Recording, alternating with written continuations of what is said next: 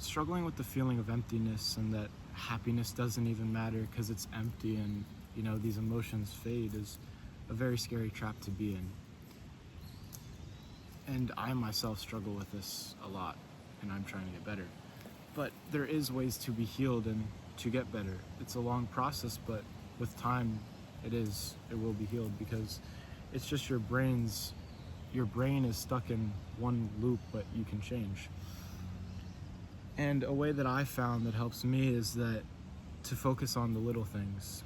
Most people hear this and think it's some cliche, and they don't pay attention to it, or they pay attention to it and don't really apply it to practice. And the thing is, when we look at everything in life, whether it be the scenery that I'm around or waking up in the morning, we don't really see the beauty in it. And it should bring us happiness, but we don't see it.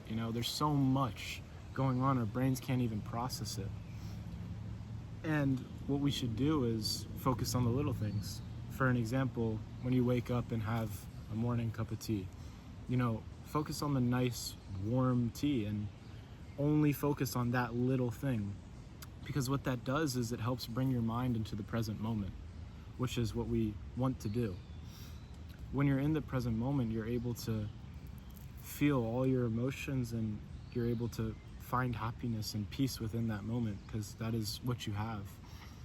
And when you focus on the little things, it's a lot easier to bring yourself into that moment than just taking everything in at once. Some may be able to do that, but I struggle with myself with doing that. When I'm outside and I look at the beautiful nature, it's so beautiful, but it's just, there's so much beauty, it's hard for me to find any emotion in it.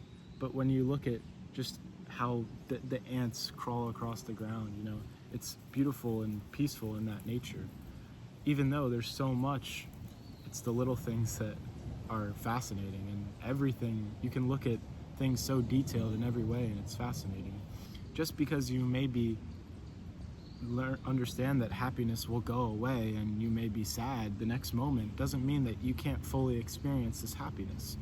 Our brain tries to lessen the dramatic change from happiness or sad, so it kind of numbs the happiness that we have now, because it knows that something may come up, or with any emotion. But that doesn't mean that you can't fully feel your emotion. But the brain doing that causes more harm than it really thinks it's doing.